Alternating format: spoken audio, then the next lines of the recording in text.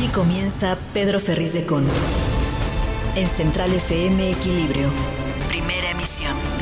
La revolución del intelecto. Y como todas las mañanas estamos aquí con mucha alegría y mucha disposición, puestos con ustedes, como nuestro querido auditorio, para poderles acompañar a lo largo de esta jornada a través de la primera emisión de centralfmequilibrio.com, de nuestras aplicaciones en iOS y en Android, de nuestros podcasts en Amazon, en Apple, en Google, en Deezer, en Spotify y en iHeartRadio, y claro, en nuestra querida red de estaciones hermanas, asociadas y afiliadas en toda la República Mexicana en radio y televisión. Su amigo Pedro Ferriz de Con le saluda a nombre de todo este equipo de trabajo que, como siempre, con mucha disposición y con muchas ganas, estamos aquí listos para llevarles por el mundo de la información. Hay cosas importantes esta mañana, bueno, siempre, ¿no? Pero, en fin, aquí tenemos un resumen en la hora central. Estás escuchando a Pedro Ferriz de Con. Central FM Equilibrio. Resumen informativo. Bueno, todo comercio, toda inversión en Donetsk y en Lugansk quedó prohibida, según determina el presidente de los Estados Unidos, Joe Biden, luego del reconocimiento de la independencia de estas dos provincias dentro de Ucrania por parte del presidente Vladimir Putin. ¿Dónde están Donetsk y Lugansk? Son dos provincias extremas en el oriente de Ucrania que colindan con Rusia, que han sido prorrusas toda la vida, desde el 2014, cuando la invasión a Crimea por parte de Rusia, Donetsk y Lugansk se convirtieron en puntos de insurrección para los presidentes ucranianos, hasta hoy con Volodymyr Zelensky. Y en ello, este reconocimiento trajo muchas dudas acerca de la estabilidad que se pudiera tener todavía en la zona, en lo que pudiera ser, ya se ve cada vez más reducida, una negociación diplomática. El problema se hace mucho más agudo. En un comunicado, la Casa Blanca informa que se emitirá una orden ejecutiva para bloquear a Donetsk y a Lugansk, y cualquiera que pretenda operar en esas áreas de Ucrania tendrá que ser, por supuesto, fuertemente cuestionado por Estados Unidos y sus aliados. En un comunicado conjunto también, Ursula von der Leyen, presidente de la Comisión Europea, y Charles Michel, el presidente del Consejo Europeo, apuntan que el bloque europeo impondrá sanciones en contra de aquellos involucrados en el reconocimiento de Rusia a la independencia de Donetsk y de Lugansk. Argumentaron que viola el derecho internacional, la integridad territorial de Ucrania y los acuerdos de Minsk. Como dijimos, Vladimir Putin, presidente ruso, reconoció la independencia de estas dos provincias orientales ucranianas, demandando a Kiev, a la capital de Ucrania, cesar agresiones en contra de estas, advirtiendo que sería Kiev directamente responsable de una agresión a provincias de su propio territorio. Lo acusó de socavar los acuerdos de paz del 2015 con los separatistas. Los dirigentes de estos territorios del este de Ucrania también pidieron a Vladimir Putin reconocer y activar la cooperación en materia de defensa. Es decir, lo primero que pide Donetsk y Lugansk es armas para poderse defender de su propio país. O sea, esto es ya una ruptura. Alexander Bortnikov, que es el jefe del Servicio Federal de Seguridad ruso, informó que eliminaron a dos grupos de saboteadores ucranianos y capturaron a un soldado de ese país, Anton Gerashenko, alto cargo del Ministerio del Interior de Ucrania, aseguró que ninguno de los militares cruzó la frontera. Este martes, Volodymyr Zelensky, el presidente ucraniano, exigió a Occidente un respaldo claro ante Rusia, diciendo que la declaración de independencia de Moscú a sus dos provincias y la orden de ingreso de tropas a Donetsk y a Lugansk constituyen una violación flagrante a la soberanía y a la integridad territorial de Ucrania. Aunque muchos ven una alianza ruso-china, ahí fíjense, esto nos puede dar un poco de paz Ahí sí nada es firme. En conferencia en Múnich, Wang Yi, ministro de Relaciones Exteriores chino, denunció que cierta potencia está animando los antagonismos, enfatizando que la soberanía ucraniana debe de respetarse.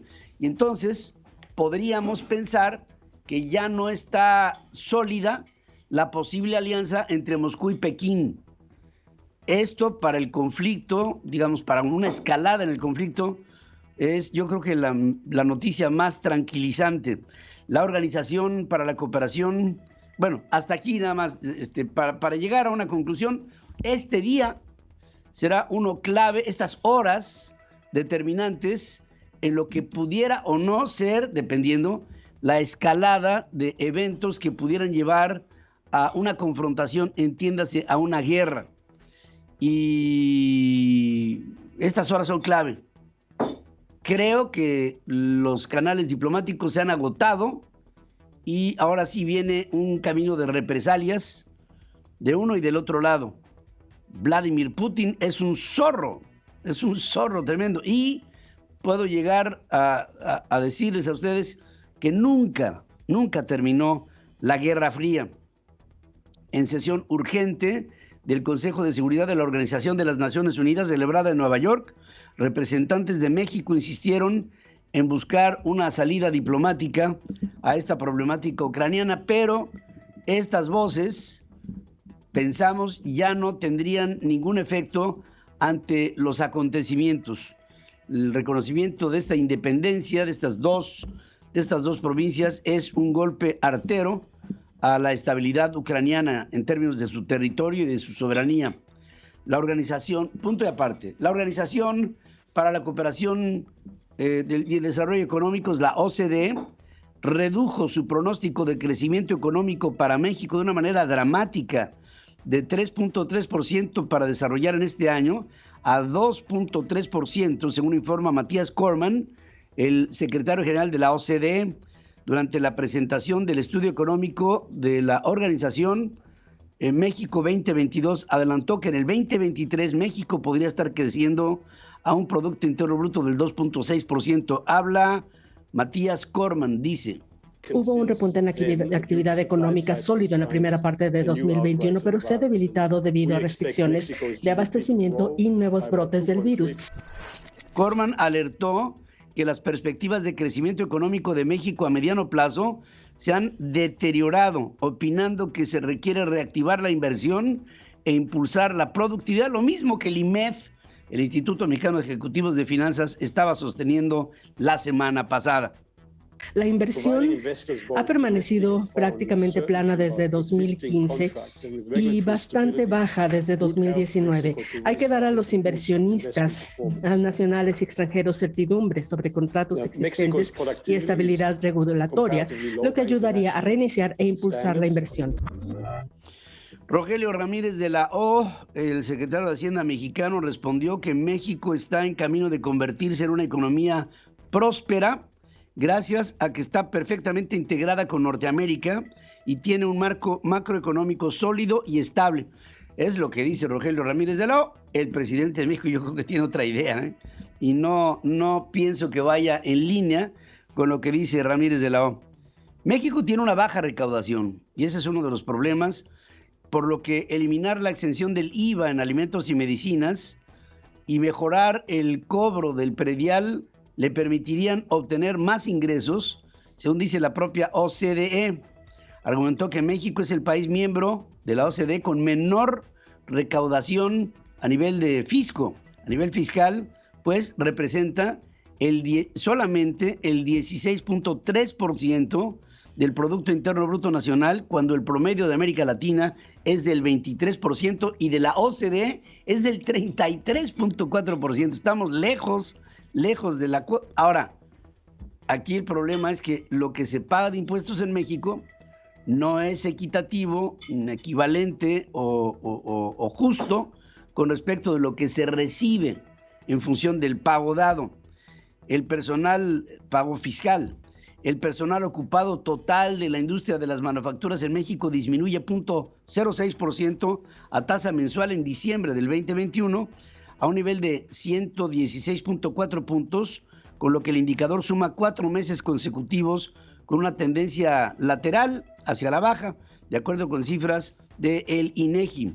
De enero a diciembre del 2021, México recibió 31.621 millones de dólares de inversión extranjera directa, cifra 3.95% superior a la del 2020, que por cierto no es un año muy difícil de superar porque fue el pleno año duro de la pandemia y de la reclusión, del confinamiento de muchas personas, de muchas empresas, quiebre de muchas empresas, en fin, fue un año tremendamente difícil para el mundo, en lo general para México en lo particular. Pese a que la crisis por la pandemia es una de las más severas, la morosidad del crédito al consumo, la vivienda y empresas fue mucho menor que en eventos anteriores.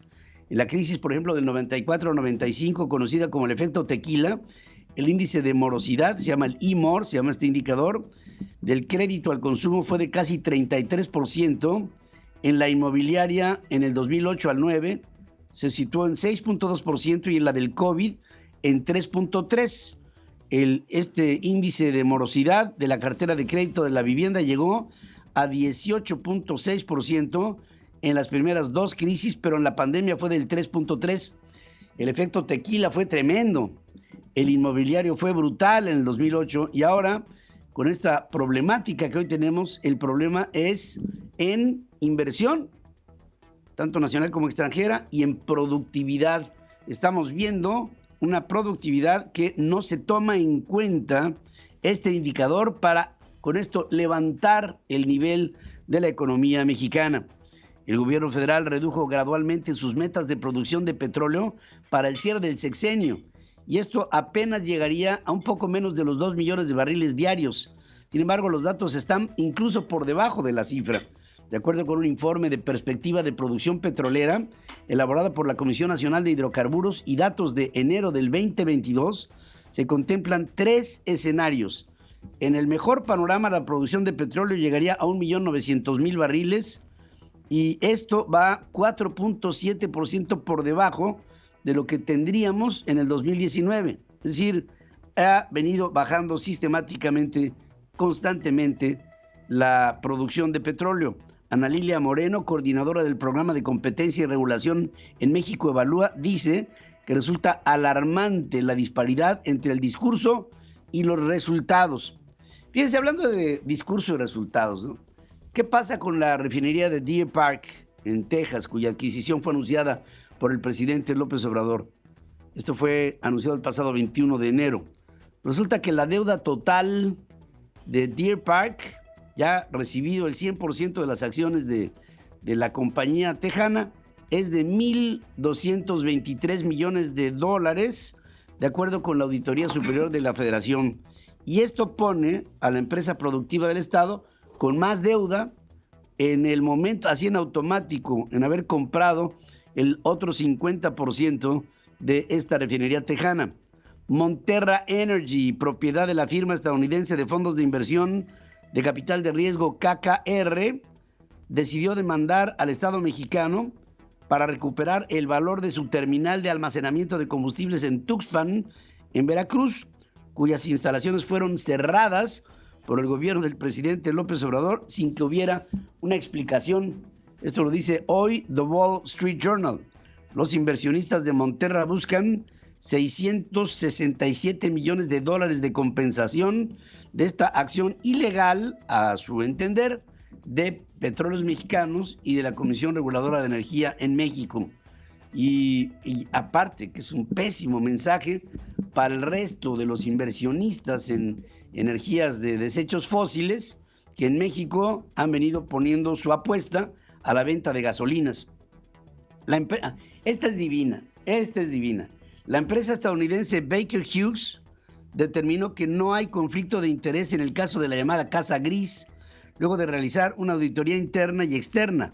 La investigación hecha por la firma McConnell Group concluyó que no existe conflicto, ya que la renta de la residencia en Houston, Texas, es una transacción particular entre Keith Schilling, un exfuncionario de la compañía, y Carolyn Adams, esposa de José Ramón López Beltrán, hijo de Andrés Manuel López Obrador. Bob Pérez, vicepresidente de Baker Hughes para México y América Latina, explicó que su exfuncionario no desempeñaba labores en la división de Latinoamérica, por lo que no tenía relación con algún tipo de contrato que se pudiera tener con Petróleos Mexicanos.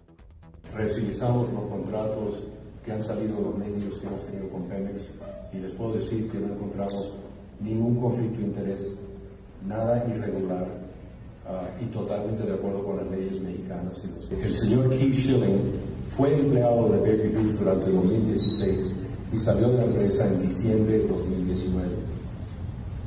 Durante su tiempo en Baker Hughes, él trabajó bajo nuestro grupo de Norteamérica y dentro de Baker Hughes, México no está bajo el grupo de Norteamérica.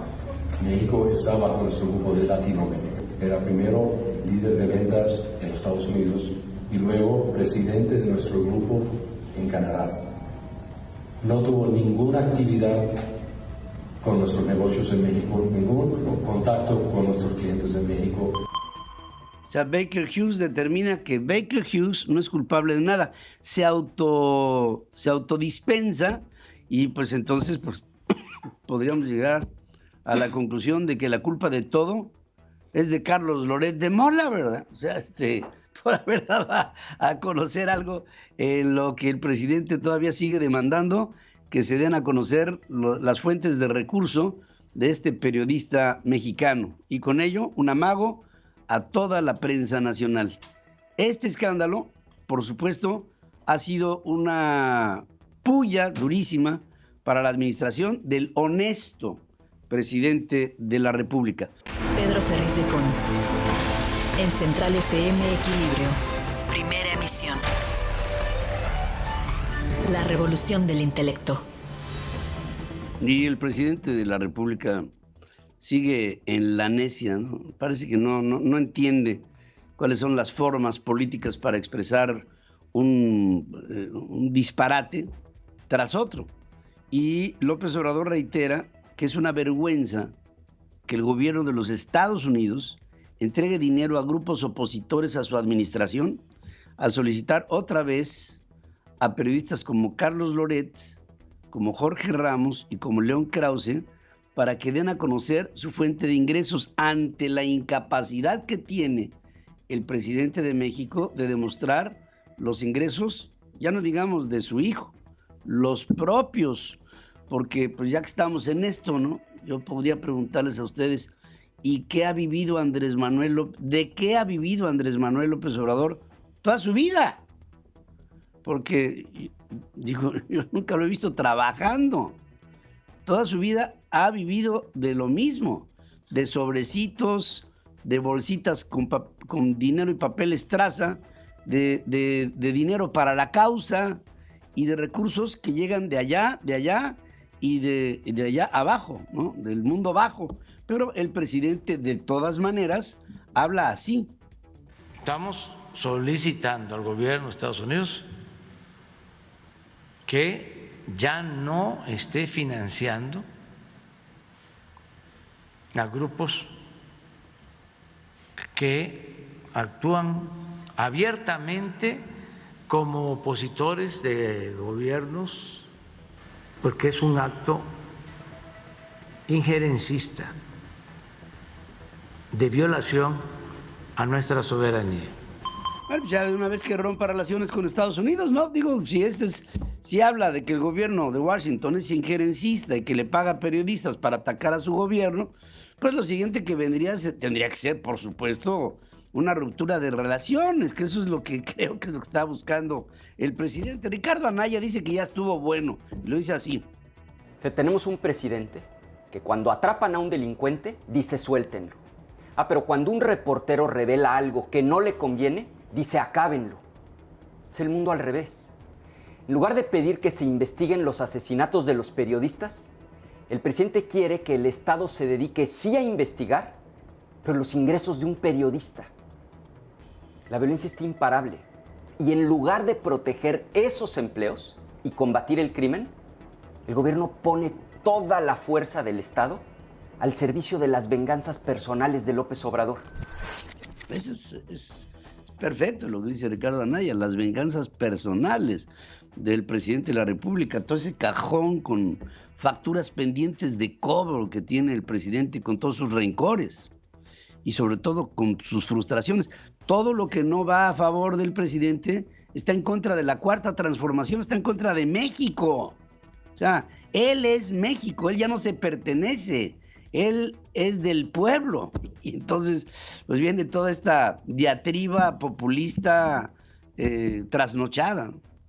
Compra de equipos obsoletos, pagos duplicados, incumplimientos en la entrega de material por parte de proveedores, inconsistencias en el resguardo y distribución de vacunas, algunas de las irregularidades reportadas por la Auditoría Superior de la Federación en atención de la emergencia sanitaria por el COVID en la revisión de la cuenta pública del 2020, ante anomalías detectadas por la Auditoría Superior en las mega obras de su administración como el aeropuerto Felipe Ángeles, el trenecito Maya y esta refinería de Dos Bocas.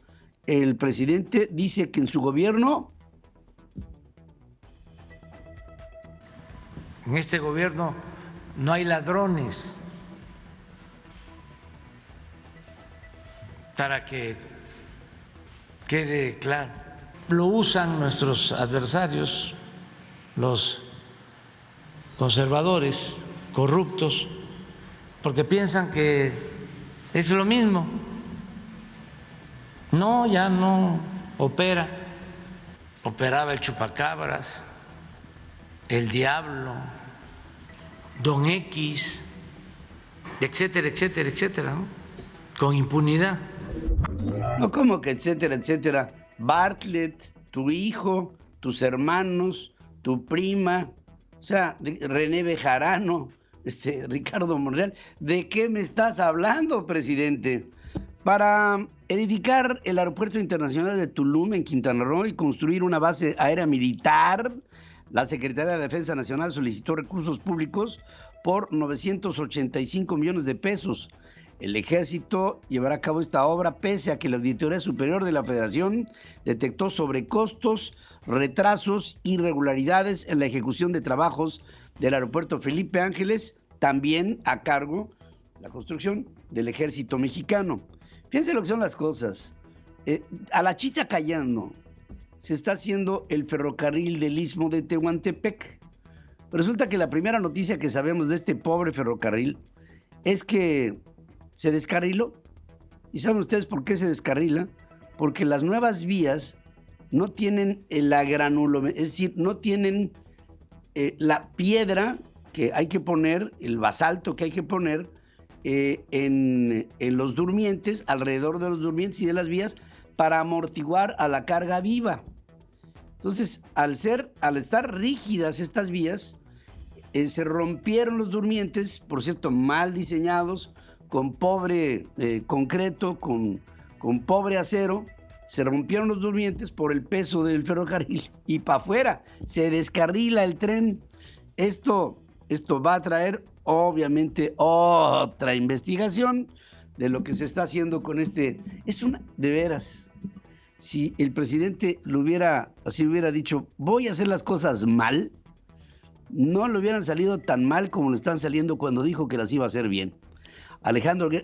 Hablando de cosas, Alejandro Gertz Manero, fiscal general de la República, simuló la entrega de un cheque por 2,000 millones de pesos para los premios de la rifa del avión presidencial, dinero que terminó regresando al Infonavit, al que pertenecía el cheque, porque fue obtenido como parte de una reparación del daño a ese instituto. La Auditoría Superior de la Federación encontró que el dinero del cheque fue devuelto y entonces este dinero que el fiscal general le entrega al presidente regresó a su origen y no fue puesto al servicio de aquello de lo que el presidente presumía. En mi sexenio no hay ladrones. La Auditoría Superior de la Federación determinó que a través del programa Jóvenes Construyendo el Futuro de la Secretaría del Trabajo se canalizaron recursos a personas fallecidas o a supuestos becarios que eran trabajadores de dependencias públicas o bien de empresas privadas. Y aquí cobran muertos, cobran personas que ni siquiera saben que están cobrando. Es un relajo lo que está pasando con Jóvenes Construyendo el Futuro. Integrantes de la Coordinadora Nacional de Trabajadores de la Educación irrumpieron en una conferencia de prensa de Carlos Torres Piña, secretario de Gobierno, y de Azucena Marín, titular de la Contraloría, que realizaban en la Casa Michoacán, en Morelia. Carlos Torres Piña habla. La manifestación que el día de hoy nos hemos encontrado a las afueras de este edificio es por el tema, entre algunas otras demandas, sobre el pago de eventuales y el pago de programas especiales. Manifestarles y reiterarles, como lo ha dicho nuestro gobernador, eso no se va a cubrir, porque se prestaba para muchas irregularidades de personas que simple y sencillamente pues no existen o no acudían a las áreas laborales. Trabajadores del sindicato de Notimex se manifestaron en la Terminal 1 del Aeropuerto Internacional de la Ciudad de México. ¿Y saben ustedes cuánto tiempo llevan en huelga? 2 años. Hace 2 años que la agencia oficial de noticias del gobierno mexicano está en huelga. Y no ha habido San Juan, o como se llama esta mujer directora de Notimex, lo único que llegó, rompió toda la cristalería. O sea, llegó como chivo en cristalería y acabó con Notimex. Y 2 años después, ahora los trabajadores se siguen quejando de la condición que viven, o más bien que sufren. De los 32 institutos electorales locales en el país, los congresos o gobiernos estatales recortaron el presupuesto de 25 de estos 32 institutos electorales. En 11 de ellos la disminución presupuestal va de 32 hasta el 66%. Esto pone en riesgo la operatividad del Instituto Nacional Electoral. Lugares como Nayarit, como Campeche, la propia Ciudad de México, Durango, Morelos, Zacatecas, Colima, Guerrero. O sea, es el principio del fin para el Instituto Nacional Electoral. Y desde esta tribuna quiero denunciar al gobierno de Andrés Manuel López Obrador por este sistemático ataque a un colegio electoral ciudadano, independiente, autónomo del gobierno, que nos da certidumbre, certeza a los procesos electorales. Esto es un amago y este amago debe de ser visto y castigado. El Instituto Nacional Electoral, por cierto, dijo que los casos sobre Pío López Obrador, Odebrecht y otros de corrupción en campañas están estancados por culpa de la Fiscalía General de la República. Jaime Rivera habla. No ha habido hasta ahora la misma disposición por parte de la Fiscalía General de la República y en particular la Fiscalía Especializada de Delitos Electorales, a pesar de lo ordenado por la Sala Superior del Tribunal Electoral del Poder Judicial de la Federación en diversas sentencias. Carla Humphrey, consejera, dice que genera preocupación que la Fiscalía General de la República se resista, pese a que el Tribunal Electoral le dejó claro que el INE no está sujeto a secretos bancarios, fiduciarios, fiscales o ministeriales para recibir datos requeridos. Además, que se le insistió en que debe de entregar información pronta y expedita. Carece de toda lógica que no haya coordinación entre las mismas para la resolución de los asuntos que atañen a toda la sociedad. Hay que tomar en cuenta que esta mujer es la esposa de Santiago Nieto. ¿Se acuerdan de la boda? Bueno, pues Santiago Nieto y ella están muy dolidos con el gobierno de Andrés Manuel López Obrador y aquí empieza a verse una respuesta. La Suprema Corte de Justicia de la Nación declara impedida a la ministra Loretta Ortiz para conocer la controversia constitucional que presentó la Fiscalía General de la República en contra de la orden judicial que obliga a entregar al INE las carpetas de investigación en contra de Pío López Obrador.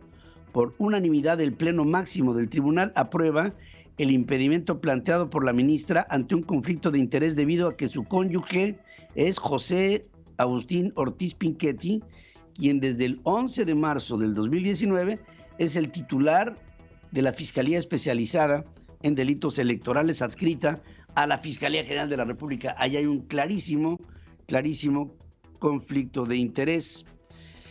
Rocío Banquels abandonó la bancada del PRD a la Cámara de Diputados para integrarse a Movimiento Ciudadano, que ahora tendrá 24 legisladores.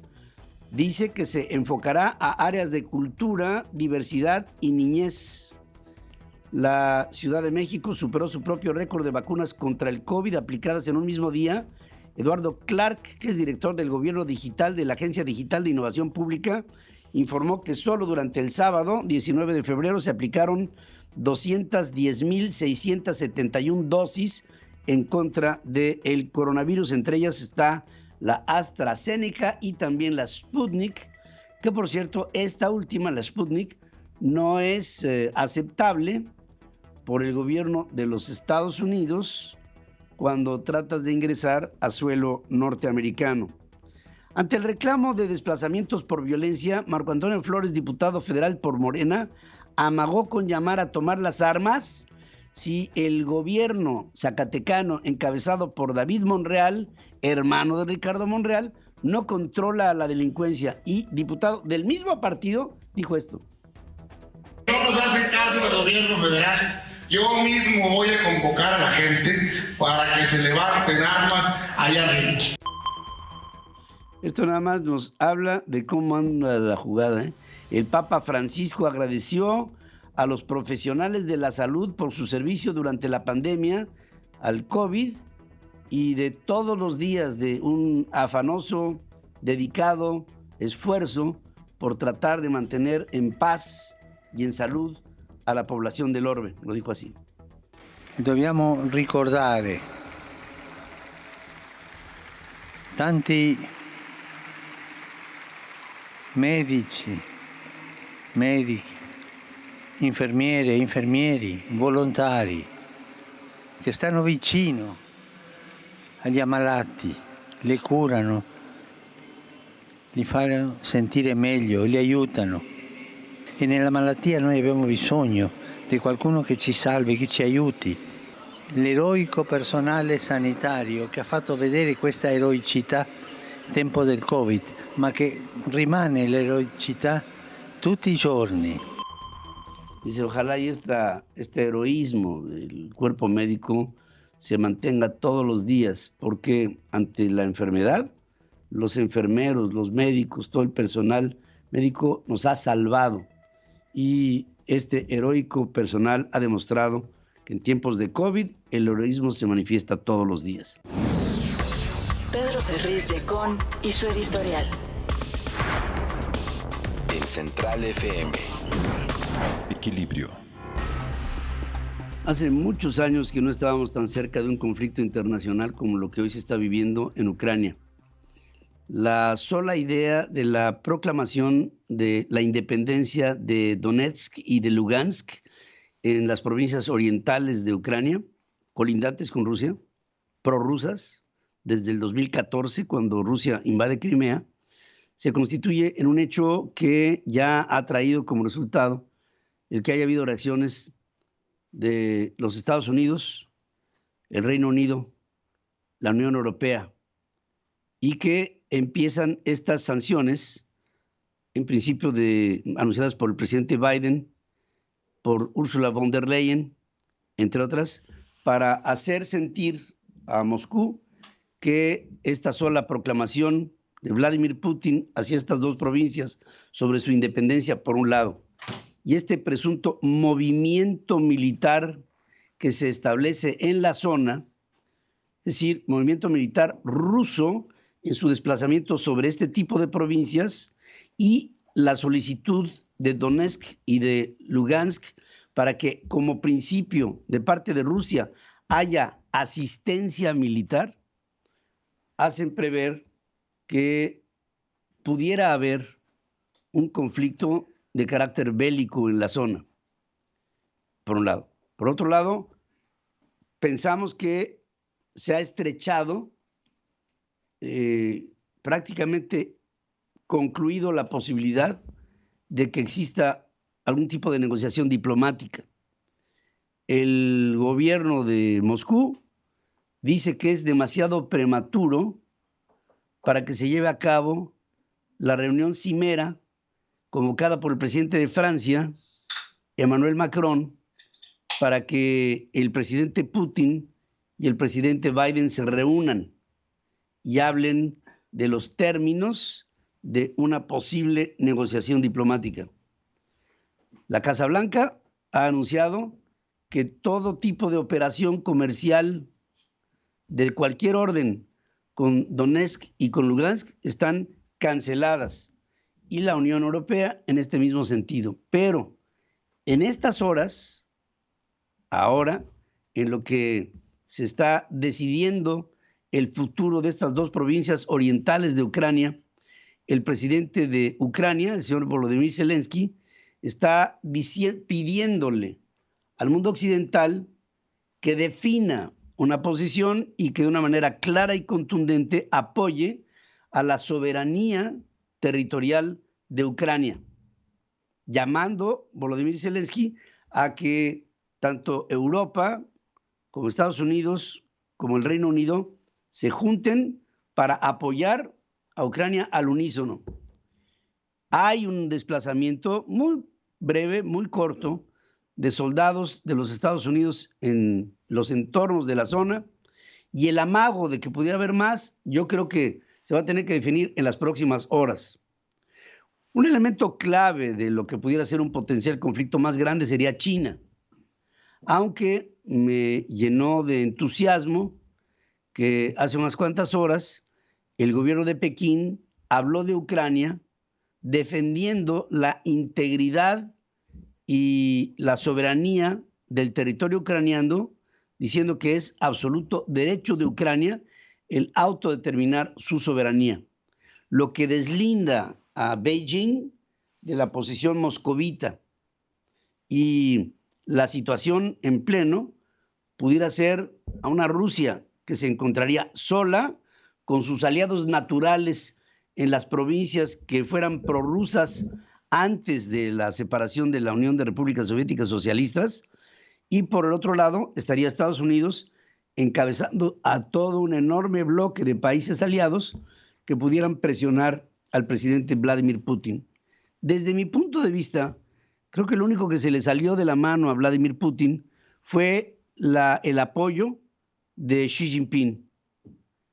Hasta este momento podríamos decir, si no hay ningún cambio diplomático, que no lo tiene.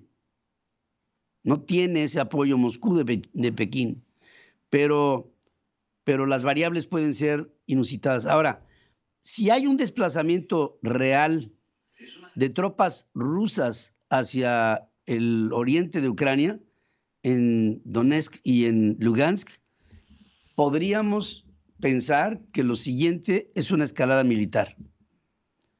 Esperamos que no sea, pero por lo pronto sí analizar con ustedes que una posibilidad real, que siempre se ha visto como eso, como una posibilidad, que se pudiera dar en el mundo una tercera guerra mundial, si ha habido algo cercano a esa posibilidad, es ahora,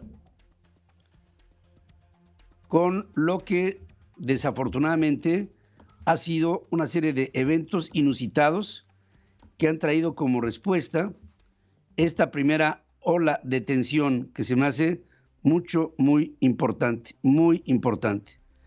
Creo que los acontecimientos irán evolucionando conforme pasen las horas. Este día se me hace que es un día clave para el mundo, y veremos, sobre todo, veremos en las próximas horas cómo es que se determinan las situaciones nuevas que se van presentando. Hasta este momento, lo último que tenemos es que Alemania suspende la autorización del Nord Stream 2. Esto quiere decir que los ductos energéticos de desechos fósiles que había planeados en su construcción entre Rusia y Alemania, hasta este momento están suspendidos. El canciller alemán Olaf Scholz anunció que su gobierno suspendió la autorización del controvertido gasoducto Nord Stream 2 que une a Rusia con Alemania tras el reconocimiento por parte de Moscú de la independencia de las dos repúblicas separatistas prorrusas al este de Ucrania. Explica Scholz, no podemos aceptar el reconocimiento de las regiones y por eso es tan importante reaccionar ahora y rápido. Dice Alemania, habrá más sanciones y la situación se agrava. Nord Stream 2 mide 1.230 kilómetros bajo el mar Báltico y tiene una capacidad de 55 millones de metros cúbicos de gas al año. Sigue el mismo recorrido que el Nord Stream 1, que funciona desde el 2012. Y aquí, con esta definición alemana sobre esta determinación, sanciones a Moscú, es, no obstante, Alemania desde el punto de vista militar es neutral. Desde el punto de vista económico, este es el golpe más duro que puede recibir el presidente Vladimir Putin dentro de los intereses que Rusia tiene sobre el centro de Europa. Esta reacción de Alemania es tremendamente fuerte. Veremos qué pasa en el transcurso de las horas. Hacemos un corte, regreso con más noticias. Manuel Andrés López Obrador, ¿qué dices primero los pobres? Acércate a defenderlos, a los pepenadores de cartón y botellas, a las señoras con muchos niños en los cruceros pidiendo limosna. Abrázalos y entrégales el dinero en la mano, claro, sin pedirle su INE. Rafael, desde León, Guanajuato. Tu voz es mi voz. La entrevista con Pedro Ferriz de Con. Central FM. Equilibrio.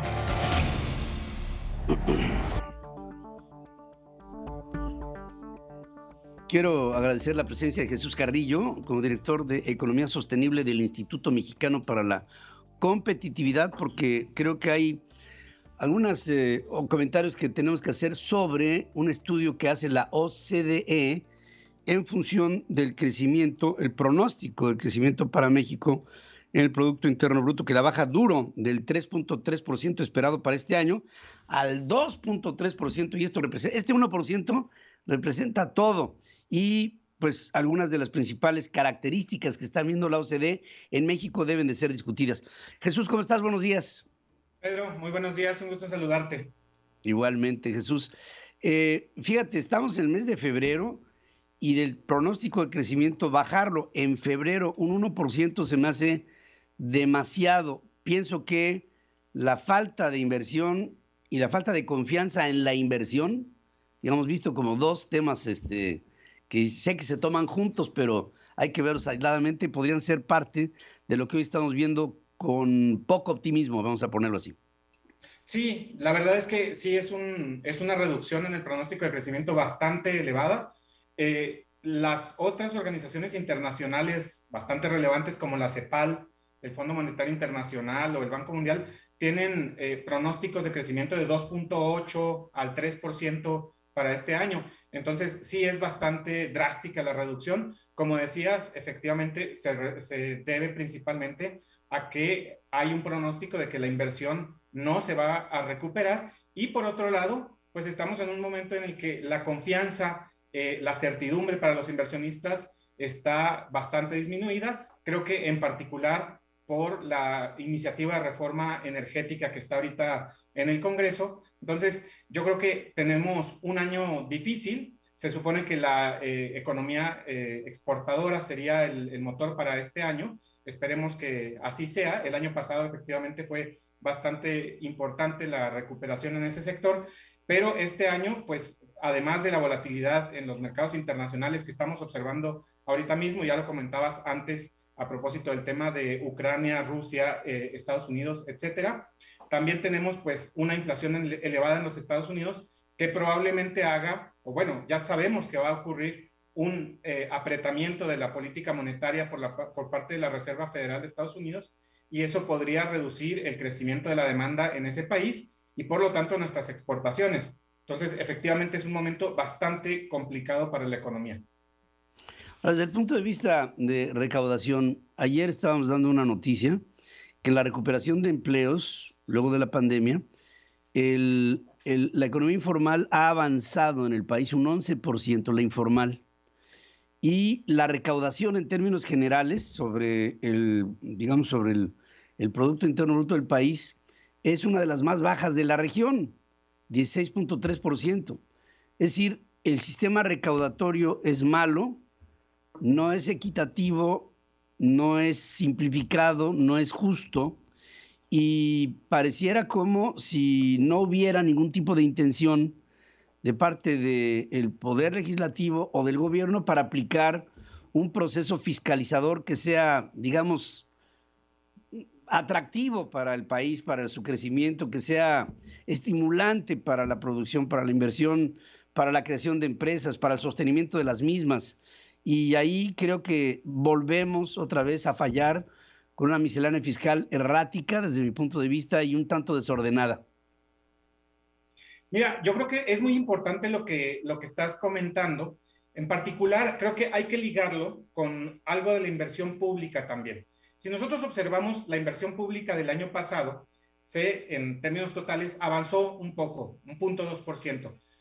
Pero si de esa inversión pública quitamos a Pemex, que fue casi el 40% de la inversión, entonces la inversión pública se cayó un 12.2%. Entonces, estamos hablando de que el gobierno, el gasto, no está siendo el mejor porque estamos anclándonos a esperar que el petróleo sea todavía una parte muy importante de los ingresos federales, lo cual no tiene ningún problema siempre y cuando pudiéramos tener una recaudación tributaria mucho más diversificada. Como bien decías, México es el país con menos recaudación de la OCDE y en términos de la región es bastante baja. Ahora, hay algunos intentos que se han ido dando para mejorar esta situación. Creo que en términos del ISR hay algunos avances también en la eliminación de la compensación universal del IVA. También se ha combatido con esto bastante todo el delito de hacer facturas falsas. Entonces, ahí tenemos algunos avances, pero efectivamente todavía es bastante reducida y en particular en este reporte de la OCDE se expresa que una necesidad importante es diversificar también hacia los estados.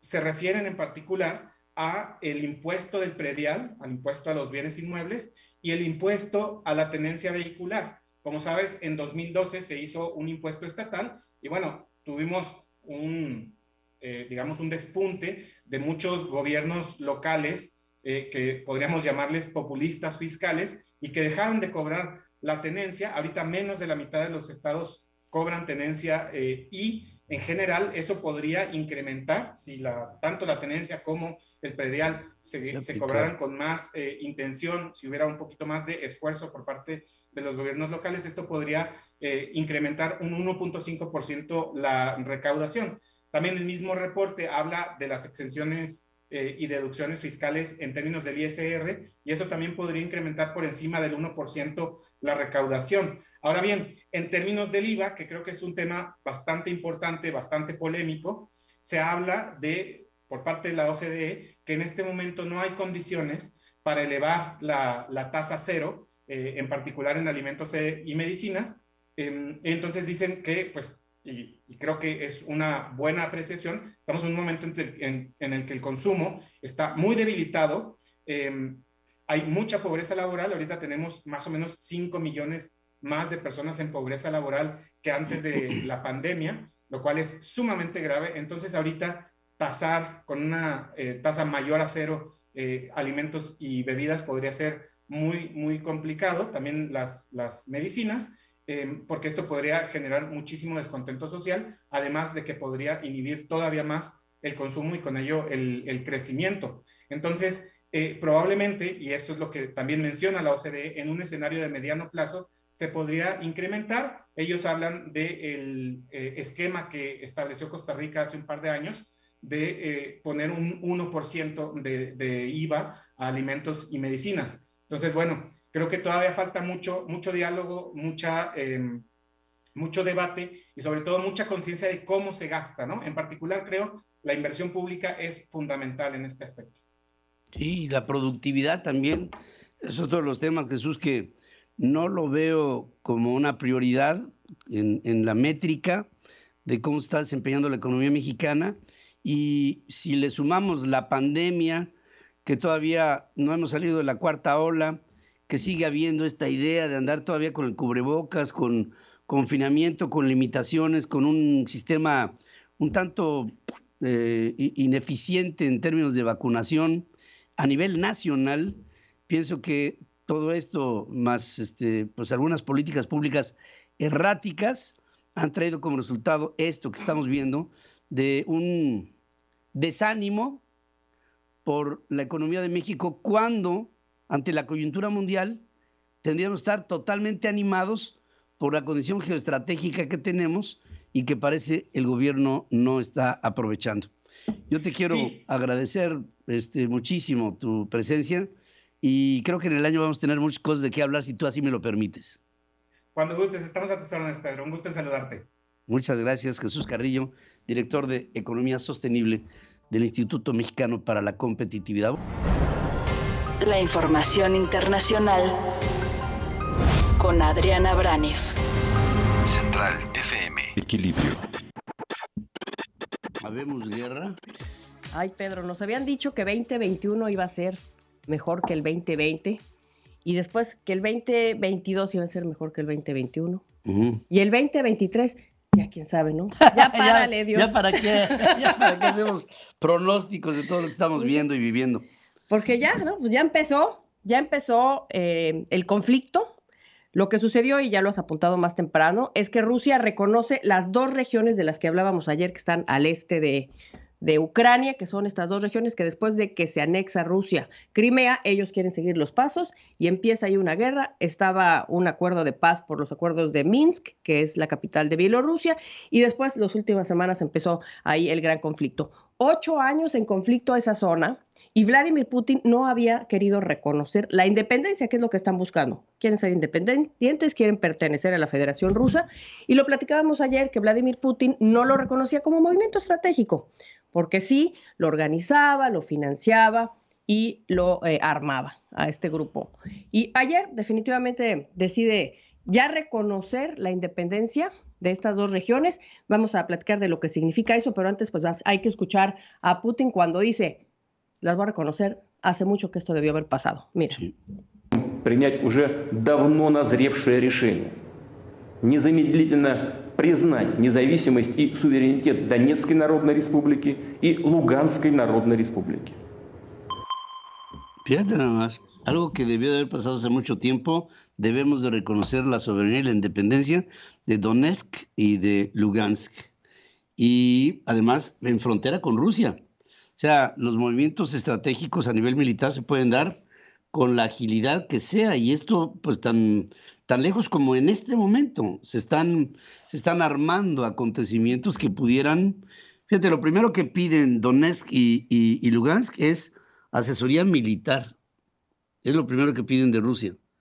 Lo que te pone es, digo, si tienes una necesidad, lo primero que pides una vez que te haces independiente es sobre eso, ¿no? Y la necesidad parece que tienen es la de defenderse en contra de lo que era su territorio. Sí, que de hecho ya lo han venido haciendo. O sea, esa ayuda militar ya ha estado presentándose desde hace 8 años, pero ahorita podríamos decir que se oficializa, porque cuando reconoce estas dos provincias, Rusia, bueno, no se llama provincias, territorio sin Estado, hay que ponerle, porque no es un Estado, es un territorio sin Estado.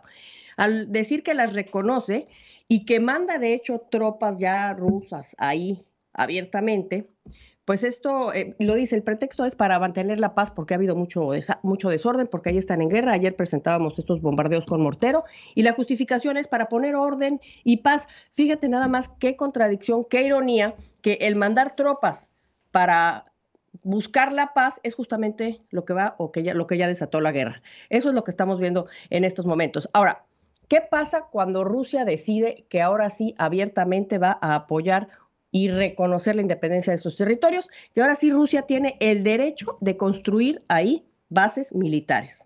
Eso es lo más importante. Ya tiene el derecho de hacer eso dentro de Ucrania porque ya se firmaron unos acuerdos con estos dos territorios, unos acuerdos donde dicen vamos a integrar nuestra economía y vamos a cooperar económica y militarmente, que es lo que tú dices, y pusiste ahí el dedo en la llaga. Esto es un acuerdo a 10 años, son varios puntos y se puede renovar cada 5 años, es lo que vimos, a menos de que una de las partes decida irse. Ahora, ¿es o no es? Eso es lo que se discutió ayer. Así como esta obra de Shakespeare, Hamlet, la primera línea que dice, to be or not to be. Eso no es una invasión. Parece broma, pero eso estaban preguntándose ayer en la Casa Blanca y todos los países. No sabían porque Putin nos puso en un dilema, definitivamente. Justo la duda que teníamos ayer y que ponemos aquí sobre la mesa. Era seguro que iba a invadir, pero ¿cómo iba a invadir? Si masivamente, a mordiditas, por un ciberataque, y resulta que ya vimos, invade a mordiditas. Y entonces, ¿qué pasa? Pues pone a los aliados a la incertidumbre de si tienen que aplicar las sanciones a full o poquito. Y acuérdate que en una conferencia de prensa Biden dijo que dependiendo del tipo de invasión iba a reaccionar y hasta todo mundo, esto causó un escándalo porque decíamos, bueno, entonces si los amuelan tantito les ponemos tantitas sanciones. Y sí, esto es lo que estamos viendo, porque las sanciones son mucho menores de la escala enorme que se había planteado. ¿Cuáles son las primeras sanciones que pone Estados Unidos? No comercio, no es comercio y inversión. No comercio y no inversión, nada más con estas dos regiones. No está hablando de Rusia. No está, solamente estas dos regiones. Ahora, ¿van a venir más sanciones? Seguramente que sí, pero es a mucho menor escala de lo que se había puesto. Pero la reacción de Alemania. A la reacción de Alemania. La reacción de Alemania, de Olaf Scholz, perdón que lo diga así, es una reacción de Estados Unidos. Porque Biden dijo hace unos cuantos días, dice, si viene un conflicto en la zona de Ucrania, olvídense del Nord Stream 2. Ahí está la respuesta. Olaf Scholz, el canciller alemán, el que está hoy en lugar de Angela Merkel, ya se pronunció en ese sentido y se cancela el Nord Stream 2, que es un gasoducto que uniría a una zona productora muy importante en Rusia con el centro de Europa, que pues es yo diría es uno de los últimos grandes negocios del área del petróleo. Sí. Porque después vendrán otras formas de energía, pero por lo pronto el Nord Stream 2 junto con el Nord Stream 1, que se inauguró años antes, pues son, digamos, la liga, el vínculo más importante que tiene Rusia en función de ingreso en petróleo y sus derivados con Europa. Sí, Scholz no quería poner esto sobre la mesa, aunque decía Joe Biden que el Nord Stream, aguas, porque lo voy a poner en pausa. Hasta ahorita es la primera vez que el canciller alemán dice que va a poner en pausa la certificación, porque ya está hecho, hace mucho que está hecho este gasoducto que viene, como bien tú dices, de Rusia, que es el mayor yacimiento de gas natural del mundo. Iba a pasar por este enorme gasoducto, que es enorme, hacia Europa, para abastecer a Europa del gas natural, sin pasar por Ucrania. Hoy pasa por Ucrania. Este gasoducto va a evitar pasar por Ucrania y siempre fue polémico. ¿Por qué? Porque se sabía que si Rusia iba a tener el control de este gasoducto, y lo va a hacer con su gasera Gazprom, que es la gasera rusa, y también negocio para Alemania, iba a tener mucho control en Europa, y entonces esto se veía como peligroso. Así es que sí, eso. Ahora, la reacción de China rápidamente. Muy bien. Decías tú, China ya condenó los ataques. Bueno, lo que yo estoy viendo aquí de China, hubo una reunión de emergencia de Naciones Unidas ayer, lunes, en la noche, después de que sucedió todo este asunto. Y pues todo el mundo se pronunció. El embajador chino ahí hace una declaración muy breve y dice, hay que irnos por el diálogo, hay que irnos con mesura, pero nunca habló de no reconocer la independencia de estas dos. O sea, lo dejó ahí en el aire. Sí, para China hay mucho, porque yo pienso, China se ha hecho rica en los últimos 20 años en su relación con Estados Unidos, porque se convirtió en la maquiladora de los Estados Unidos en todos los órdenes, ¿no? Hay demasiado en riesgo, porque si pudiera haber algún tipo de acuerdo comercial y político entre Beijing y Washington, esto sería altamente aprovechable. O sea, en otras palabras, para China es mucho más conveniente su relación con el mundo occidental que con Rusia. Que hizo así el amago Xi Jinping de que a lo mejor jalaba con Vladimir Putin, sí, hasta el terreno de lo real. en el terreno de lo real, se echa para atrás. Sí, vamos a ver que ojalá que así sea, eso sería el mejor escenario. Y la pregunta que todo el mundo se hacía ayer en la noche, esta ya es la Tercera Guerra Mundial, Pedro, y vamos a ver bombardeos y guerra en todas partes. No, la respuesta es no va a pasar eso, es lo que apunta, no vamos a ver esto, pero sí esta, y ya para finalizar, lo digo así, va a ser la mayor guerra que hemos visto desde la Segunda Guerra Mundial. Eso sí es un hecho. Eso es un hecho. Uh-huh. Yo cuando veo la posible entrada de tropas rusas a Lugansk y a Donetsk, recuerdo la invasión de Hitler a Polonia, o recuerdo un evento tan sencillo, en términos de una guerra, como el asesinato del príncipe de Sarajevo. O sea, es un evento que es señalado y que además, cuando el río suena, agua lleva. Llevamos años ante la posibilidad, por un lado, y necesidad económica de una guerra. Y creo que este es el momento y pudiéramos estar en los problemas. Acuérdate lo que platicábamos tú y yo fuera de micrófono ayer. De una guerra sabemos cómo empieza, pero nunca cómo termina. ¿Sí? Y ayuda a las economías también. Por supuesto que sí. El efecto de la ventana rota, Pedro. Algún día lo vamos a platicar. Vamos a ver. Se rompe una ventana, pero eso beneficia al vidriero que la pone. Así es, exactamente así es. Gracias, como siempre. Gracias, Pedro. Adriana, gracias, queridos amigos. Vamos a hacer una pausa. Me sorprendió profundamente el anuncio de Alemania. Me sorprendió porque esto ya te habla de lo que para Vladimir Putin, tal vez eso no estaba en el ajedrez de Vladimir Putin. Y hoy lo tiene encima y creo que es un problema grave que va a tener que solucionar en las próximas horas. Resumen de noticias en la hora central con Pedro Ferriz de Con. Central FM, equilibrio. Vamos a un resumen aquí en la hora central para decirles que todo comercio e inversión en Donetsk y en Lugansk quedó prohibido, según determina Estados Unidos, luego del reconocimiento por parte de Vladimir Putin de la independencia de estas dos provincias orientales de Ucrania, y que lo primero que piden estas dos provincias es asistencia militar de Moscú. La Unión Europea sancionará a los involucrados en la independencia, pues viola el derecho internacional, la integridad territorial de Ucrania y los acuerdos de Minsk. Estos acuerdos en Bielorrusia, en los que no se contemplaba una siguiente anexión de alguna de las repúblicas que quedan de la Confederación de Estados Independientes, que quedan luego de la desaparición de la Unión de Repúblicas Soviéticas Socialistas. Al conceder independencia a los separatistas, Vladimir Putin demandó a Kiev cesar las agresiones y advirtió que será directamente responsable. En otras palabras, esto habla del prolegómeno, del prólogo de un posible enfrentamiento. El Kremlin ordenó al ministro de la Defensa ruso desplegar tropas para realizar operaciones de paz en Donetsk y en Lugansk. El Servicio Federal de Seguridad ruso eliminó a dos grupos llamó saboteadores ucranianos, capturando a un soldado de este país. El Ministerio del Interior de Ucrania refutó que ninguno de sus militares cruzó la frontera. Volodymyr Zelensky, presidente de Ucrania, exige a Occidente respaldo claro ante Rusia. El Kremlin considera prematura la celebración de una cumbre ruso-norteamericana con los antagonismos que están presentando en este momento, que fue una cumbre ideada por la presidencia de Emmanuel Macron, el presidente de Francia. En la sesión urgente celebrada en la Organización de las Naciones Unidas, representantes de México insisten en una salida diplomática al conflicto. Se refrenda el compromiso de Ucrania, pero creo que las razones empiezan a ser, y las causas, mucho más pesadas que las intenciones.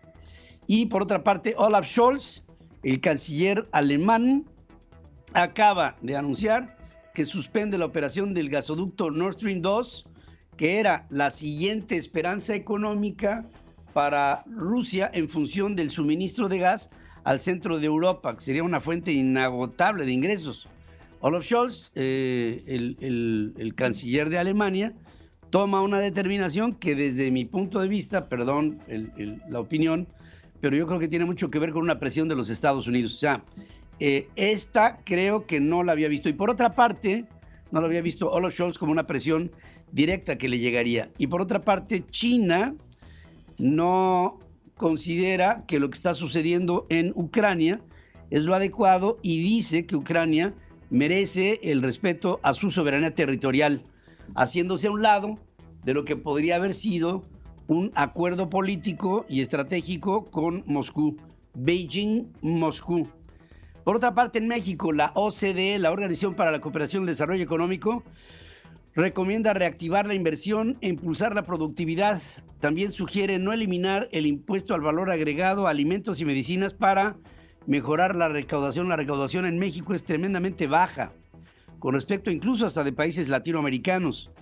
El personal ocupado total de la industria de la manufactura disminuye 0.06% a tasa mensual en diciembre del 2021 a un nivel de 116.4 puntos según cifras del Instituto Nacional de Geografía Estadística de el INEGI.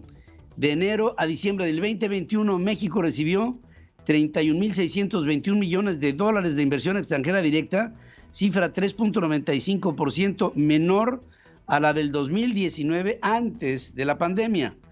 Con prudencia, la banca contuvo el índice de morosidad durante la pandemia por el COVID y podríamos decir que no es hasta este momento en un nivel preocupante, no está.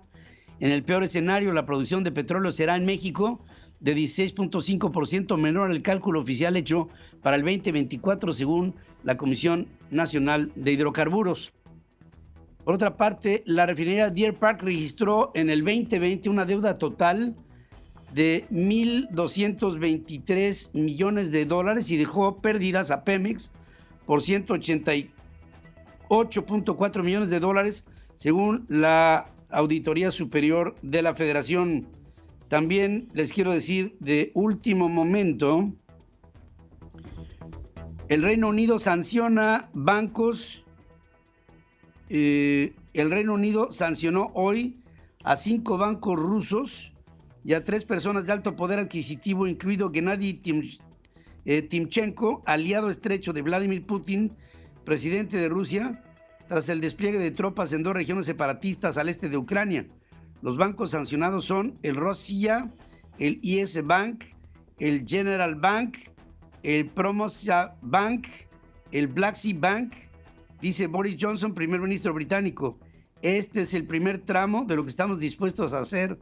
Se congelarán todos los activos que tengan en el Reino Unido y se prohibirá a las personas afectadas viajar aquí, según sentenció Boris Johnson en una primera reacción del Reino Unido. Ya faltaba, La reacción del Reino Unido fue rápida y contundente. 5 bancos rusos son proscritos y sus bienes son incautados por el gobierno del primer ministro Boris Johnson. Y con ello, la alianza, otra vez la pinza, Reino Unido, Estados Unidos, se hace cada vez más patente. Baker Hughes, esta empresa petrolera, determinó que no existe conflicto de interés en el caso de la Casa Gris, luego de haberse realizado una auditoría interna y resulta que Baker Hughes, luego de revisarse a sí mismo, llega a la conclusión de que no es culpable de algún tipo de efecto correlacionado con contratos de Baker Hughes con Petróleos Mexicanos por la relación de la casa de un ejecutivo de Baker Hughes con haberla habitado por el hijo del presidente de México, el señor Andrés Manuel López Obrador. López Obrador reiteró que es una vergüenza que Estados Unidos entregue dinero a grupos opositores a su administración. Ricardo Anaya, ex candidato presidencial del PAN, lanzó un ya basta. Exige que el gobierno deje de abrazar delincuentes y atacar opositores. Mi gobierno no es de ladrones, revira López Obrador ante anomalías detectadas en la Auditoría Superior de la Federación, porque el presidente, como siempre, tiene otros datos. Pedro Ferriz Híjar y Pedro Ferriz de Con. Central FM. Equilibrio. Ingeniero, estamos aquí, estamos viendo aquí todas las reacciones que hay de este conflicto que ya empieza a notarse algún tipo. Pues, esos audífonos me gustan. Ay, tus audífonos. Es que viene la Braniff aquí y nos quita.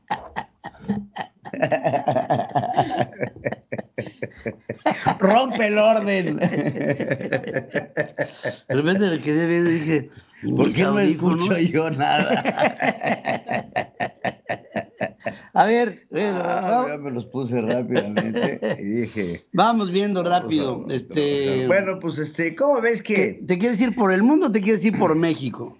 Una investigación interna del cártel de Sinaloa acaba de determinar que el Chapo Guzmán nunca traficó ningún tipo de droga. Sí, y Baker Hughes hace lo mismo, ¿no? Eso es increíble, justamente creo que es el tema. Fíjate, entre más buscan, más enlodan. Más enlodan, más ¿Cuántas veces les he dicho, cállense ya, hombre, ya estuvo bueno? Semana tras semana tras semana sacan una nueva. Es que ya, y lo único que hacen es dar más la razón a lo que en realidad está pasando. Entonces, rapidísimo, vamos a escuchar otra vez cómo este grupo, Baker Hughes, dice que ellos no encontraron ningún conflicto de interés. De 2019. Durante su tiempo en Baker Hughes, él trabajó bajo nuestro grupo de Norteamérica. Y dentro de Baker Hughes, México no está bajo el grupo de Norteamérica.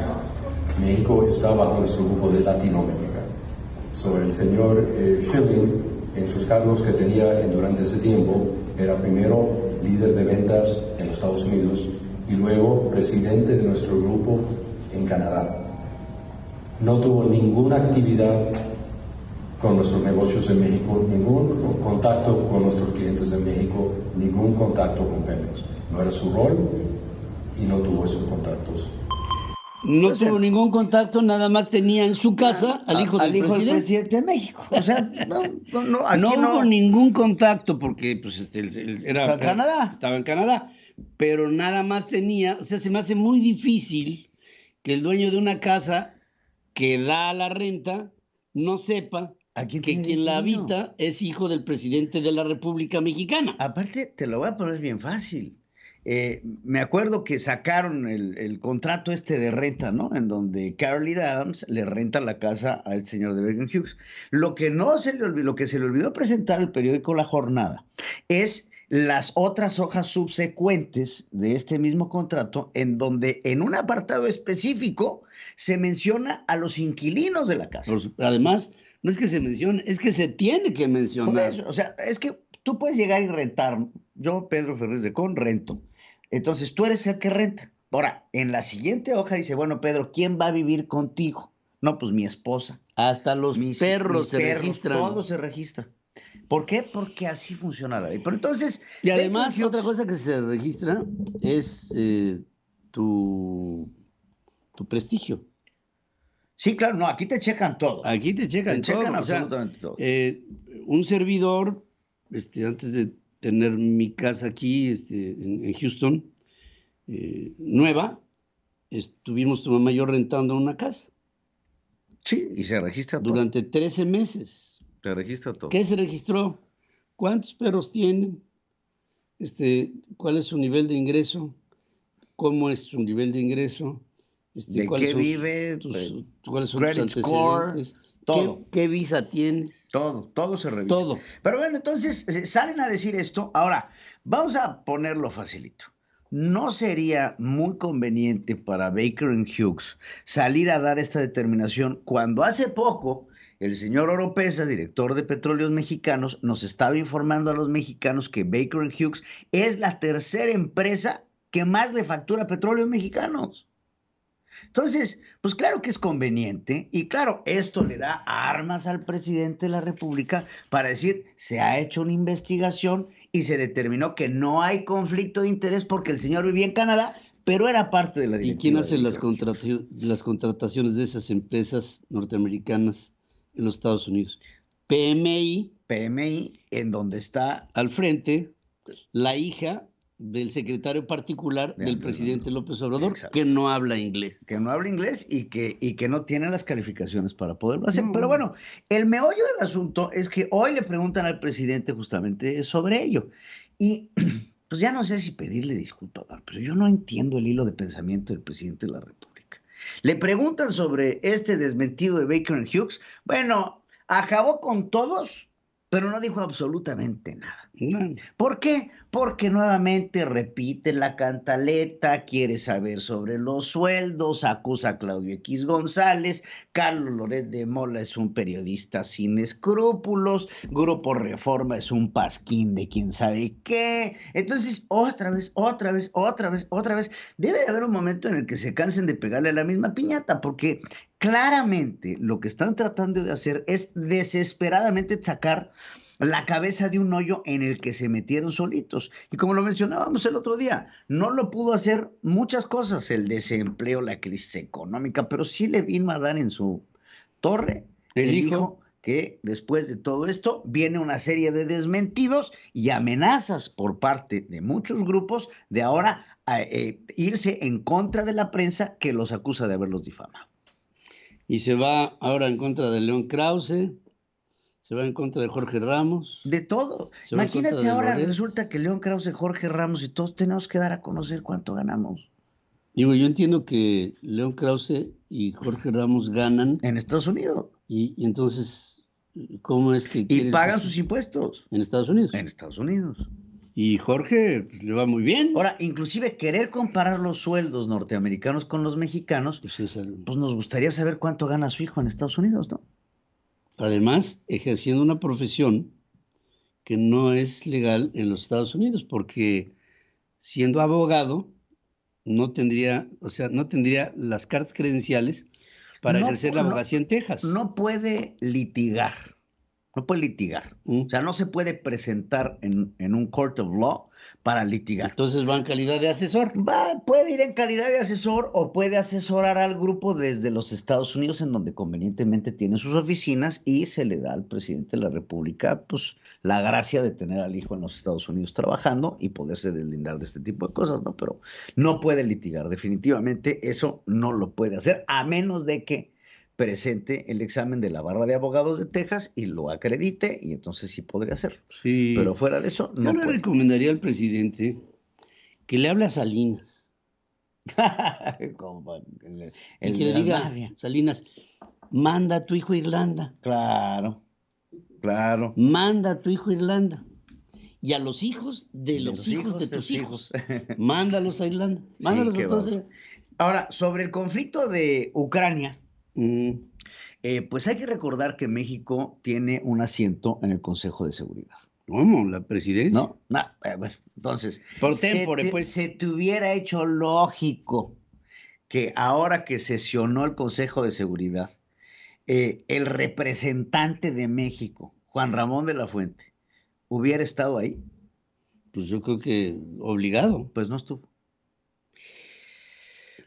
Imagínate tener la mesa de la presidencia del Consejo de Seguridad y mandar un suplente. Porque Juan Ramón de la Fuente, que es el encargado y el que tuvo que haber estado ahí, decidió no presentarse. ¿Decidió? Decidió no presentarse. O sea, no le dio COVID. No se presentó, está en México atendiendo otros asuntos que son de mayor relevancia para nuestro país. La última vez que México tuvo una actuación importante en el Consejo de Seguridad fue cuando el presidente llegó a presentar ahí esta propuesta del bienestar y de la equidad de los ingresos. Para que dieran el 2% del ingreso. Del ingreso del Producto Interno Bruto para apoyar a los otros países. Pero bueno, ahí está la actuación de México a nivel internacional en este conflicto. Decidieron no aparecerse en la mesa de la presidencia del Consejo de Seguridad. Fíjate, de que íbamos a entrar con Adriana, a que salimos, entró Olaf Scholz y canceló la operatividad del Nord Stream 2. Boris Johnson. Salimos y luego Boris Johnson castiga a 3 cuates riquísimos de Vladimir Putin, dueños de bancos, y a 5 bancos rusos en el Reino Unido. Por eso insisto en que en estas horas que están transcurriendo se pudiera estar gestando lo que podría derivar en un conflicto armado. No, se ve, ya el presidente de Ucrania también salió a decir que no ve que vaya a haber un enfrentamiento cuerpo a cuerpo, pero de todos modos las guerras del día de hoy pues no precisamente tienen que ser luchadas en el campo de batalla como en la Primera o en la Segunda. Acuérdate del escenario que ponía el Pentágono, decía que lo primero que vendría sería un bombardeo Entonces, vamos a ver, se me hace demasiado prematuro, pero yo lo que veo así en el macro hacia arriba es que el mundo necesita una guerra. Y ustedes dirán, oye, Pedro, ¿cómo puedes decir que el mundo puede necesitar un conflicto armado? Pues desafortunadamente es una realidad. Cuando las economías se encuentran lentas como están, producto de la pandemia, lo único que podría reactivar al proceso industrial ante el final de una era como la era del petróleo, el inicio de las energías sustentables, el final de una temporada de la humanidad para entrar a otra, yo creo que desde el punto de vista de la historia y cómo esta se ha venido repitiendo en muchos de sus casos, yo sí veo un conflicto armado. Sí, yo también. Y además las guerras son tan necesarias como las paces. Y es la historia la que lo dicta y la que lo dictamina. Y ahorita estamos viviendo en un proceso en donde pues necesitamos un plan Marshall del siglo XXI. Y un plan Marshall, a lo que se refiere mi hijo, es un plan económico de recuperación después de una calamidad. Efectivamente.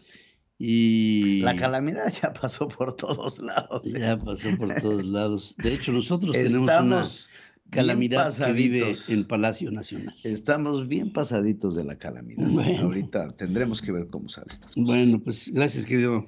También, mira, aquí ya se está dando a conocer que Finlandia tiene también está realizando ejercicios militares enfocados a su defensa. Finlandia tiene 1,340 kilómetros de frontera con Rusia. ¿Sí? Entonces, ahí estamos viendo ejercicios. Y fue un protagonista importante, aunque parezca mentira, en la Segunda Guerra Mundial, ¿no? Pues ahí está. Bueno. Ya lo dio a conocer el gobierno finlandés. Bueno. Empieza a tomar forma este rompecabezas tremendo que se está armando en el mundo hoy. No quiero ni queremos sonar alarmistas. Simplemente estamos poniendo las cosas sobre la mesa para que entre todos veamos que se está escalando un conflicto que puede llegar a tener tremendas proporciones. Oye, ¿quieres una ya de... ¿Qué día es hoy? ¿Martes? ¿De martes? Una hasta, de martes. Hasta hoy, sí. ¿Te acuerdas del cheque de 2,000 millones de pesos? Sí, sí, se lo regresaron al Infonavit. Que no tenía fondos. Bueno, pues ya le regresaron al Infonavit. Todo ha sido un fraude y un montaje. Pero imagínate la mezcla de Andrés Manuel López Obrador y Alejandro Díaz Manero. ¿Qué sale de ese cóctel? No, pues... una asquerosa mentira. Ahí está. Ernesto Peña está con Pedro Ferriz de Con. Central FM. Equilibrio. Y vamos a pasar directamente con Ernesto Peña esta mañana para que platique con ustedes y con México. Te saludo, querido amigo. Hola Pedro, buenos días México, me da mucho gusto estar con ustedes. Es una mañana muy agradable, todavía de invierno, pero ya se siente la entrada próxima de la primavera. Hoy es un día peculiar, 22 de 2 de 22. En efecto, es un día numerológicamente muy interesante, de muy buenos signos en la medida en que nos conduzcamos con rectitud y no con doblez. 22 de febrero del año 2022. Había dicho la semana pasada que empezaría a platicar hoy de temas muy concretamente mexicanos y de asuntos prácticos, de acciones concretas que podemos ir tomando en este gran cambio de juego. Pero el cambio de juego es tan profundo que no solo incluye a México. Es un cambio de juego global. Es un cambio de juego radical. El mundo no ha terminado de resolver bien a bien la crisis provocada por la pandemia del COVID-19 y está ya entrando en una nueva crisis, esta vez de carácter geopolítico y de enormes proporciones. Es un gran juego de ajedrez, fascinante y peligroso. Tengo la impresión de que Putin precipitó sus movimientos y sobreestimó su posición en el tablero. Su error de cálculo puede costarle su carrera y su poder global. Está jugándose todo. Al mismo tiempo creo que Biden se lo está jugando también. Él no lo salió a buscar, pero está frente a una oportunidad que la historia moderna del mundo le pinta para repensarse, replantearse. Biden no goza de muy buena popularidad en los Estados Unidos. Esta es la prueba más importante de su gobierno. Si piensa las cosas, se actúa con inteligencia, si se conduce con energía, entonces fortalecerá el poder del Partido Demócrata y su propio poder político. Está obligado. Por lo pronto, el impacto psicológico por el temor de que las cosas salgan de control y provoquen un conflicto armado más amplio ya comienzan a sentirse en los mercados financieros del mundo, que muestran un enorme nerviosismo. Francamente, no es recomendable que Putin elija este preciso día para invadir las regiones de Ucrania que son dominadas por grupos separatistas afines a Rusia. No es un buen día para esa clase de jugadas, pero es Vladimir Putin. Y está jugando del modo que siempre ha jugado, guiado por el instinto. Es su naturaleza. Vamos a ver cuál es su siguiente movimiento, será muy interesante. Lo importante es entender qué posición México tenemos nosotros dentro del tablero, porque estamos metidos en el mismo tablero global, ¿eh?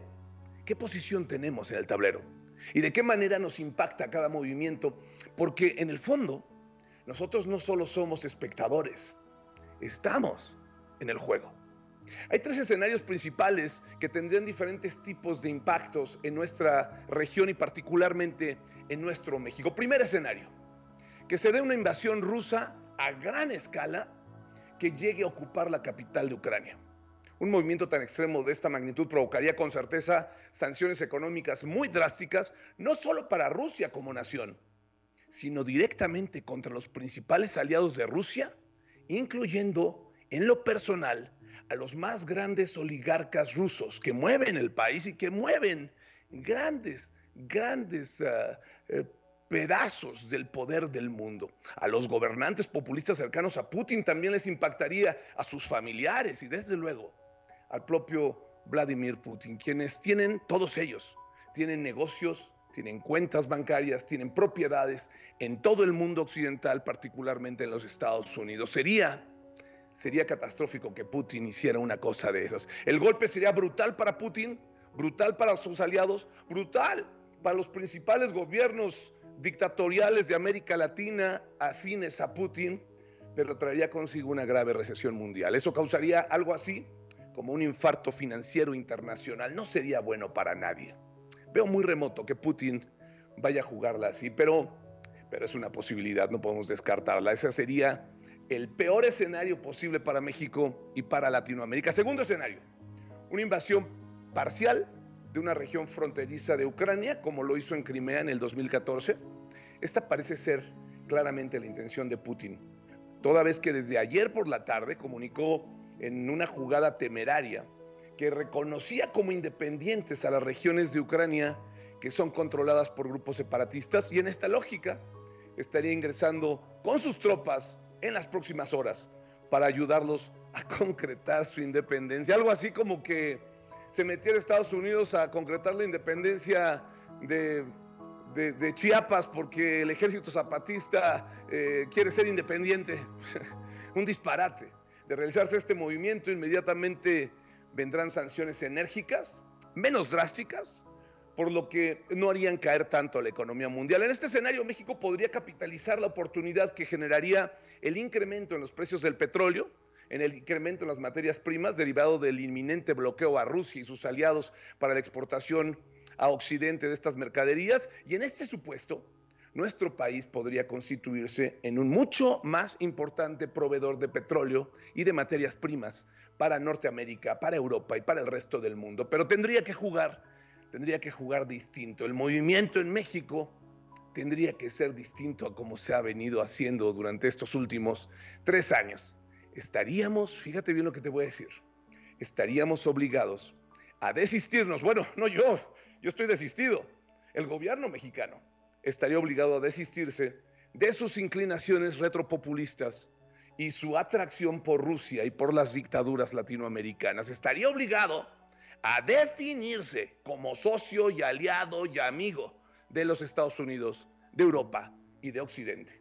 Jugar de manera distinta, comprendiendo la posición de cada pieza en el tablero, sería suicida. Un error histórico de consecuencias desastrosas y también incalculables.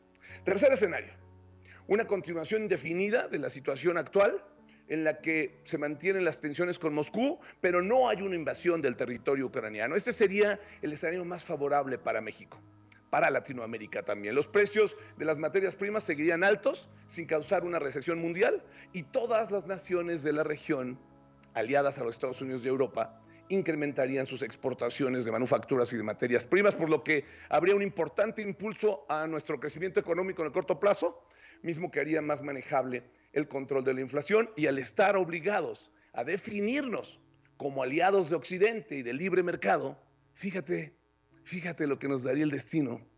Quedaríamos inmunizados contra las perversiones del Foro de Sao Paulo. Y estaríamos obligados a comenzarnos a generar condiciones propicias para atraer nuevamente la inversión y para dar un mucho mejor rumbo al país que nos asegure crecimiento sostenido de largo plazo. Con la primavera a la vista, tengo razones para creer que tendremos este magnífico regalo de la providencia y el destino. Vamos a ver. Entre tanto, a trabajar, México. Tú y yo a trabajar en lo nuestro. Solo los resultados cuentan. Tenemos que dar cada uno de nosotros resultados en nuestro campo de actividad. Y en tiempos tan complejos, los resultados, México, tardan mucho en llegar. No desesperes. Mantén la calma. Mantén la disciplina. Y si te sirve de algo, reza. Debo confesar que me hace bien. No hay excusas, dice mi amigo Fer. Estoy de acuerdo. No hay excusas. Hagamos suceder las cosas. Estamos en medio de un gran juego de ajedrez. Estamos seguramente inmersos en ello y de hecho el mundo es un enorme rompecabezas que hay que estar constantemente entendiendo porque constantemente se está o recomponiendo o descomponiendo. Pero sí, Pedro, es una dinámica constante. Somos seres humanos, no somos dioses. Tenemos nuestras inclinaciones, tenemos nuestros vicios, tenemos nuestras desviaciones, pero también tenemos nuestras áreas de lucidez. Hay que tratar de buscar estas últimas. Por supuesto que sí, querido amigo. Gracias, Ernesto. Como siempre, estar aquí con tu servidor es para mí un privilegio. Gracias y buenos días. Te abrazo, México. Que sea una buena semana. 22 de 2 de 22. Sí, 220222, ahí estamos y como siempre con mucho entusiasmo en este día atípico y desde el punto de vista de la numerología interesante. Pedro Ferriz de Con, en Central FM Equilibrio, primera emisión. La revolución del intelecto. Fíjense que escuchando a Ernesto Peña, Ernesto decía que cuál tendría que ser la posición de México con respecto a este conflicto internacional que se está empezando a presentar de una manera cada vez más grande y omnipresente en todas partes en el mundo. Empieza a haber reacciones de Finlandia, del Reino Unido, de la Unión Europea, de los Estados Unidos, y así sucesivamente habrá posturas. ¿Cuál será la postura de México? Y sobre todo, veamos en la historia qué ha pasado con las alianzas y los desencuentros. Las alianzas son definiciones, los desencuentros también. Y creo que en este momento Estados Unidos y el presidente Joe Biden lo que estarían esperando de parte de todos los países aliados con los Estados Unidos en términos económicos y comerciales es que hubiera una definición y una postura política sobre el conflicto en Ucrania.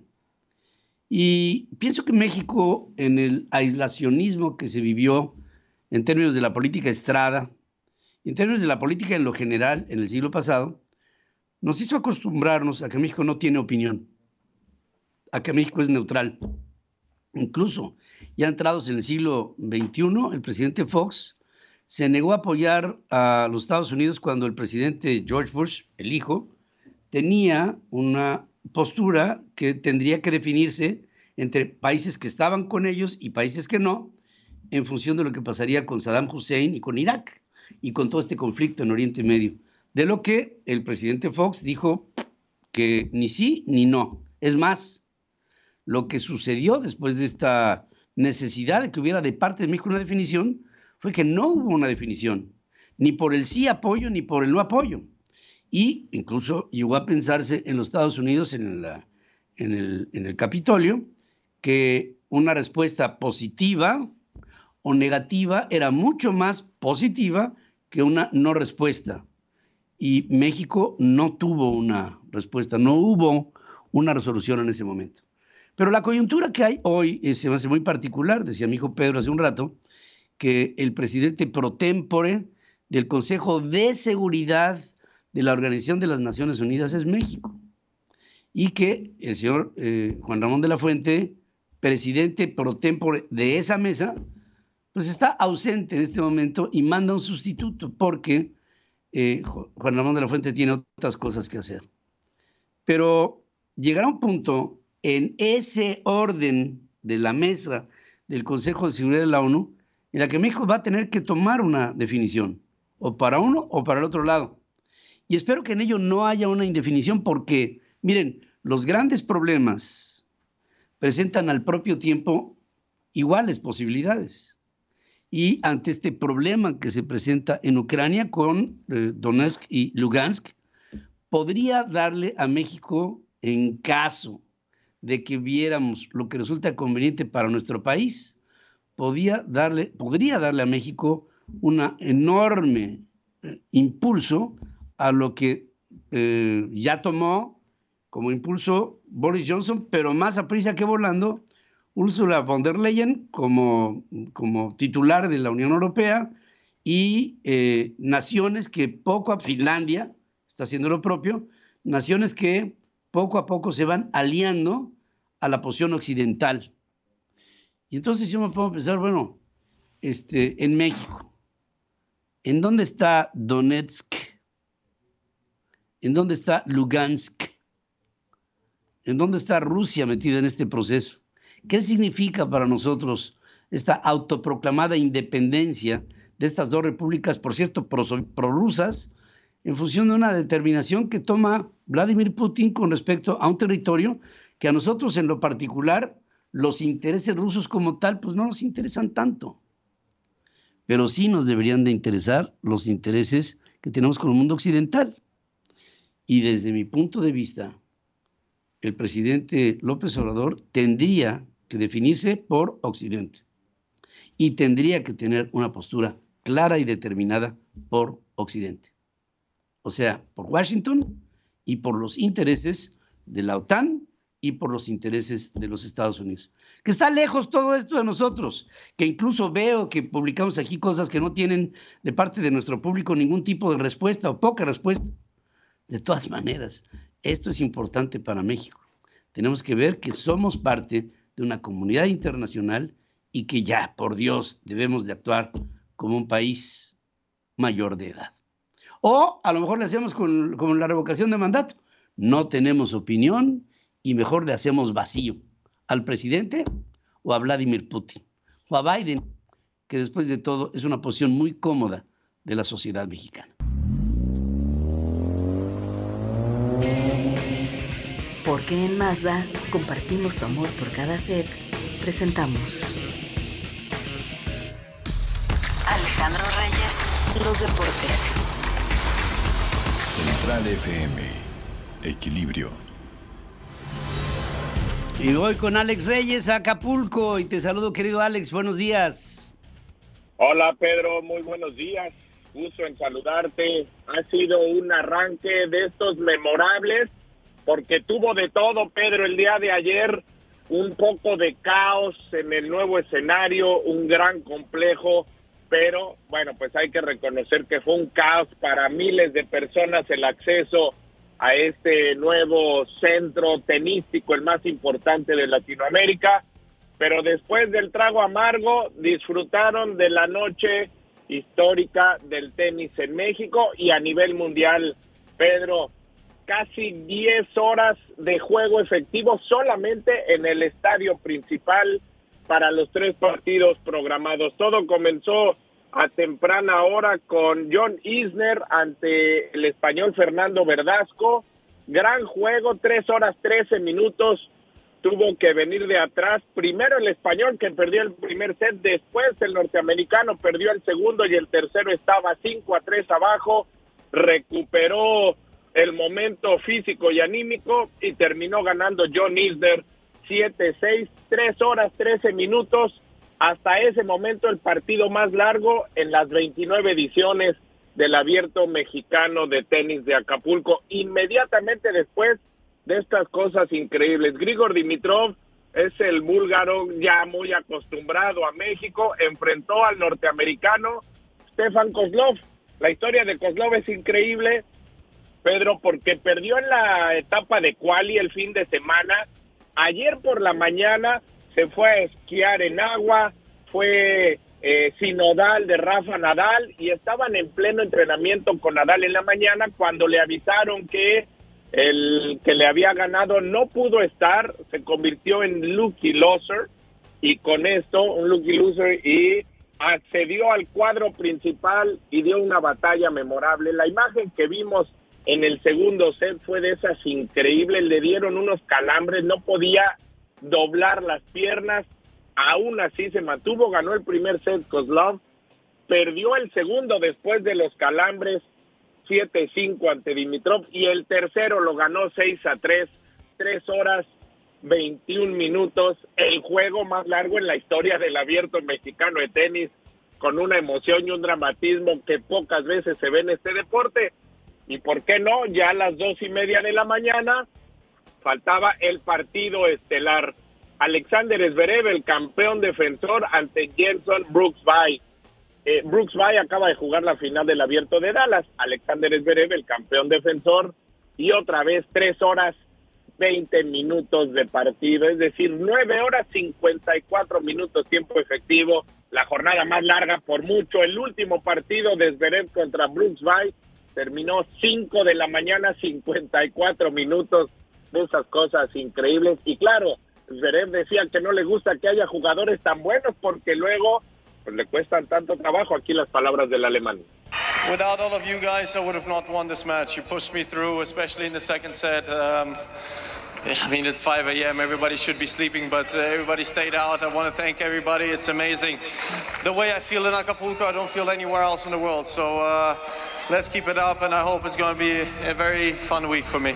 Bueno, pues ahí hablando de lo importante que es la gente, de que tendríamos todos que haber estado dormidos, y a las 5:54 de la mañana cada quien a sus hogares, porque hoy, Pedro, la segunda jornada del torneo y se presentan los grandes favoritos y consentidos. Daniil Medvedev, Daniil Medvedev, el ruso, a las 6 de la tarde ante Benoit Poiré de Francia. Inmediatamente después en el estadio principal, Rafa Nadal ante Denis Kuzla, también un lucky loser que calificó después del retiro de Reilly Opelka, y finalmente el partido más atractivo también, Laszlo de Jere de Serbia ante Stefanos Tsitsipas.